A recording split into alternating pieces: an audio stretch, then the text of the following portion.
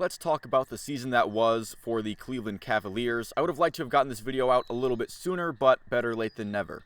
So in order to understand the season, we have to go all the way back to last offseason with the blockbuster trade with the Utah Jazz, where the Cavs got Donovan Mitchell in exchange for Colin Sexton and Lauri Markkanen and Ochai Agbaji, and round 1 picks in 2025, 2027, and 2029, all unprotected, and first-round pick swaps in 2026 and 2028. This trade indicating that the Cavs have a heavy belief in their current core as currently constructed, as trading these picks away definitely hamper the Cavs' ability to acquire good young players in the draft. Not only that, it also hampers their draft capital for future trades. So we're not exactly going to be getting any any trade for a great player involving a first-round pick, because the Cavs simply don't really have first-round picks to trade for in the upcoming years. So I can see how both organizations feel like they won this trade, or how they both got something that they wanted. Obviously, the Cavs getting Donovan Mitchell, and we've seen what he's been able to do with the organization. We'll get into more specifics as we get further into the video. But for the Jazz, they get the NBA's most improved player in Lauri Markkanen. That could be seen as a missed opportunity from the Cavs. However, I don't think he was going to get the opportunity that he got in Utah. If he stuck around in Cleveland, he would have been stuck on the bench behind Evan Mobley and Jarrett Allen at the very least to start the year, and I wouldn't be surprised if it would have stayed that way. But he's been able to blossom in Utah, and that's great for him.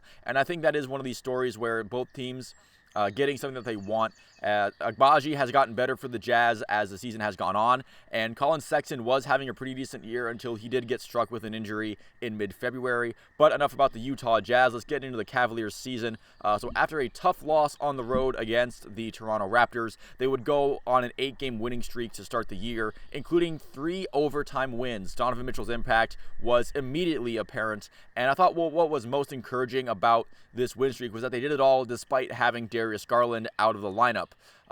They then would choke a fourth quarter lead to the Clippers in Los Angeles, and that would set off a 5-game losing streak. So the good vibes of the 8-game winning streak kind of disappearing a little bit with the 5-game losing streak that came immediately after, showing that maybe while the Cavs are definitely better and they're definitely here to have their footprint in the NBA season, maybe they weren't going to be the world beaters that they looked the previous 8 games. And this was a trend that could have been tracked throughout the season, where every win streak of 5+ would then be followed by a losing streak of at least 3 games. And this could be seen as a glass half full, glass half empty kind of situation, where yes, the Cavs are getting enough 5-game win streaks to where this pattern can be detected.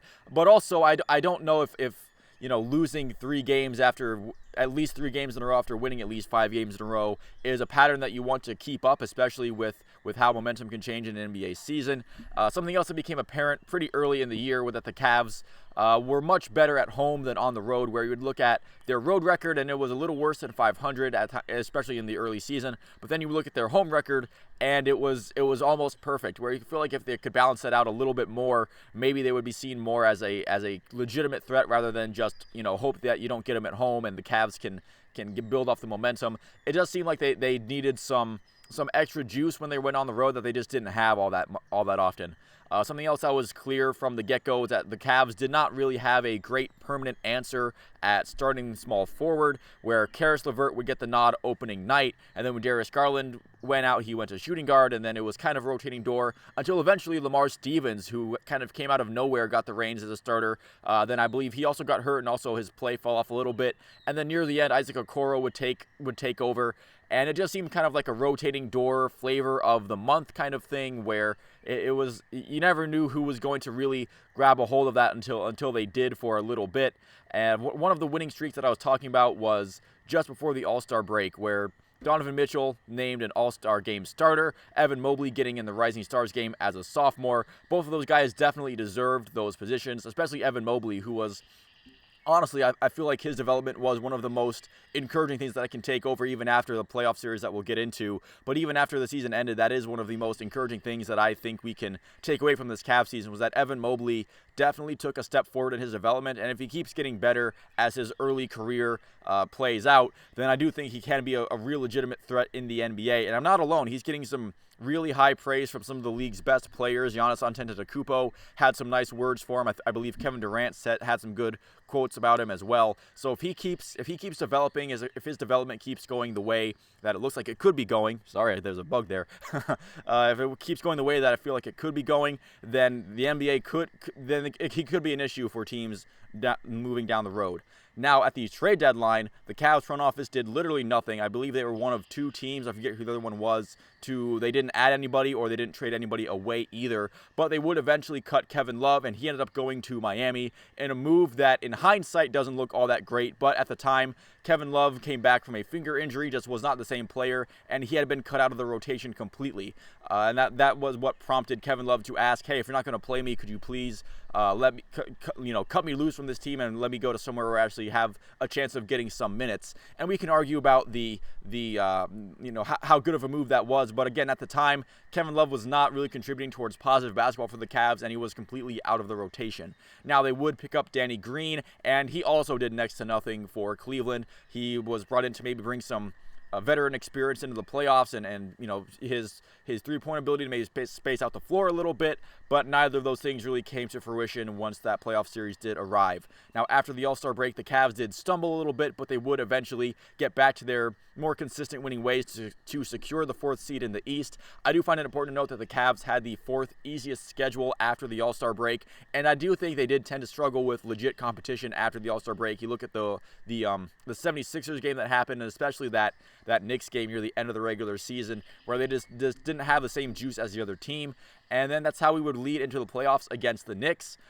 In that game, Jarrett Allen, Isaac Okoro, and Julius Randle for New York were all players who had dealt with some late season injuries, but they would all play meaningful minutes in the series. So no really real major role player for either team was really hurt throughout through the duration of the series. Now, this series could not have gone much worse for the Cleveland Cavaliers. Jalen Brunson on the Knicks was an absolute monster. The Cavs did not have any answer for him on defense. Jarrett Allen and Evan Mobley got absolutely worked on the rebounding department, and the guards didn't do their part to help either. I know you usually just blame the front court for rebounding, but the guards do have to do their part, and I don't really think that the Cavs as a team were nearly as committed to rebounding the basketball as the Knicks were, and that's what you saw throughout the series. The Cavs sloppy with the ball.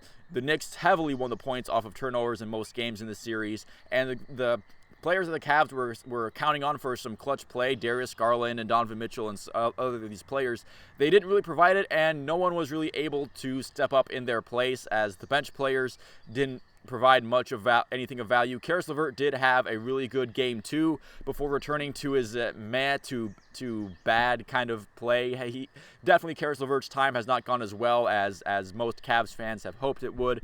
And honestly, the comments made after the season really show this thing to light. With that Jarrett Allen quote of "the lights were brighter than expected" has already become a meme in NBA circles. That's already been going around the rounds.